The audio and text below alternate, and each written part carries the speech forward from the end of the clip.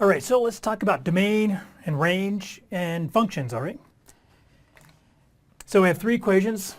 What I'd like to do is find the domain for each of these, find the range, and determine if they're a function. A lot of times just looking at just making a graph is the easiest way to do it.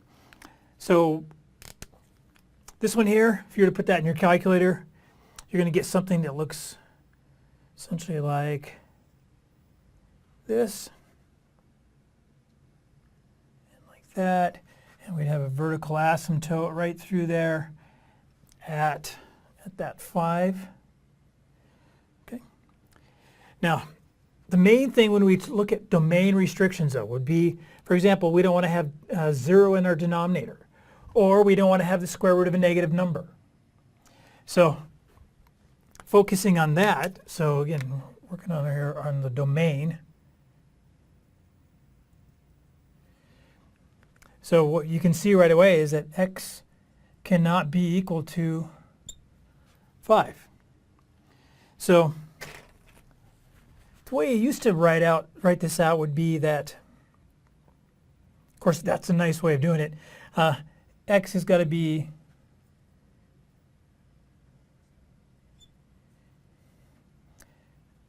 it's going to be less than 5, greater than negative infinity, or it's got to be x must be less than positive infinity and greater than 5. But more recently, the notation, and this is what your book will use, what we'll do instead is we'll actually just go 5 comma negative infinity. And since it does not include the 5, we'll go curved parenthesis. And of course, you can't get to negative infinity, so we'll put a curved parenthesis there. And then over here, we would do the same thing. So this will be the union of. Again, we're going to have curved. The parenthesis means does not include the 5, comma, positive infinity right there. So that would be our domain. Again, this is kind of the older notation. This is a newer notation.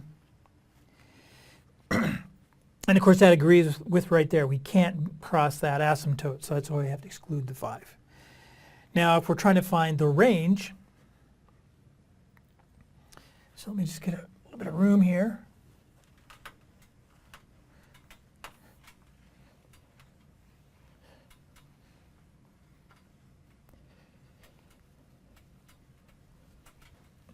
You can easily look at this and you can see for the range, with it, this is asymptotic here and here, so our range is from 0 to infinity, and then this would be also from negative infinity up to 0, but it never crosses the x-axis, so excludes.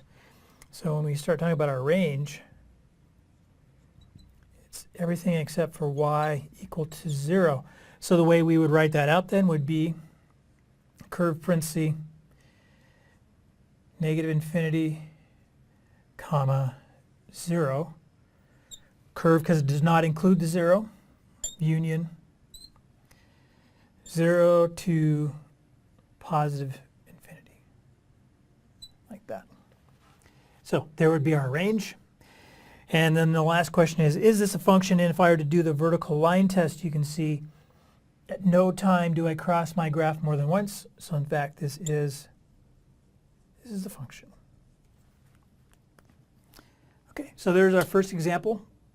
Domain, range, and function or not. So let me erase that. Just give a little room here.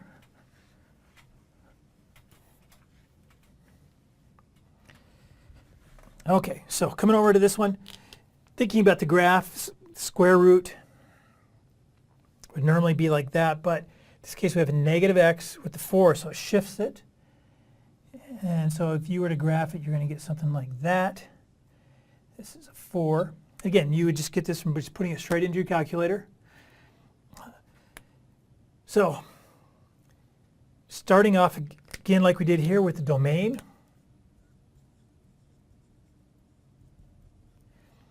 So we can see that if I were to put in a 4, I would get square root of 0, and that's okay.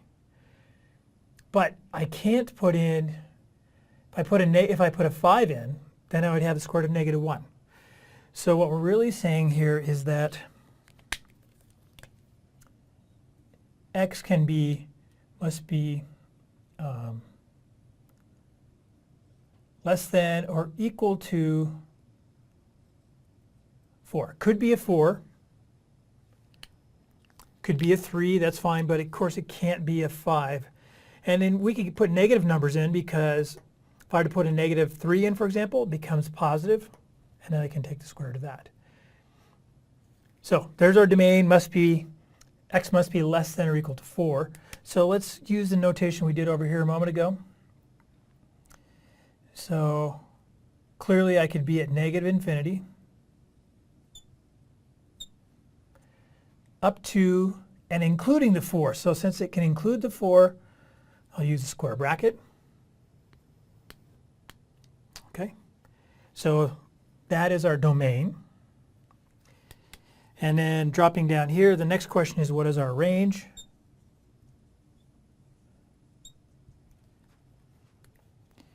And when you look at the graph, you can see we actually would include 0, because remember, we could have the square root of 0 here. So it would be from 0, and this grows up forever. So we're saying we can go from 0 to positive infinity. And it includes 0, so again I'll use the square bracket. That comes back to the idea of the less than or equal to sign. Okay, and then our last question is this a function? And again, I could look at and do a vertical line test, and so you can see that in fact it is a function. Okay, our last equation here. So is there any value that I could plug in for x that doesn't work?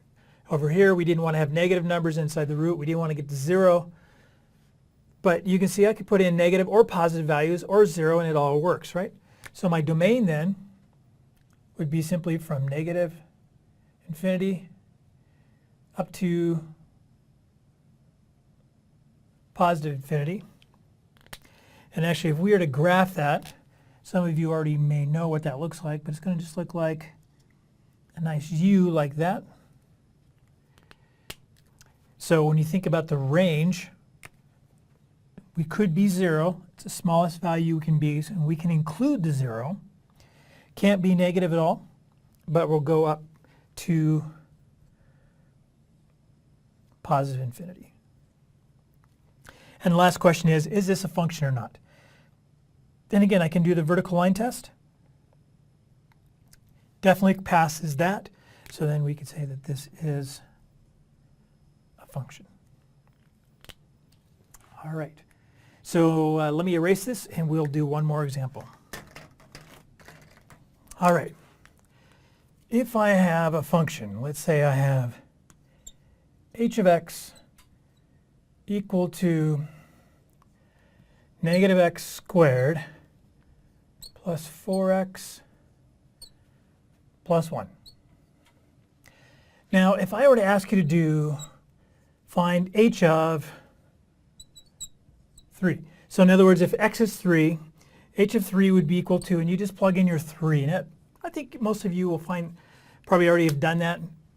So let's do something a little more difficult.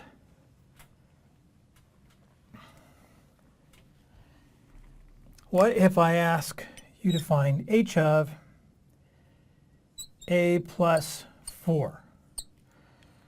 Okay? So here's what we're going to do. So right there where the x is, I'm going to put a big set of parentheses. So then outside of that I have the square and I still have the negative.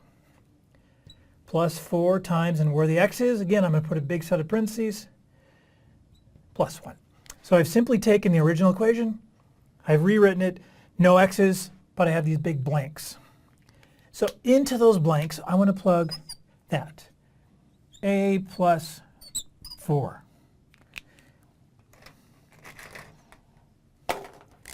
And a plus 4.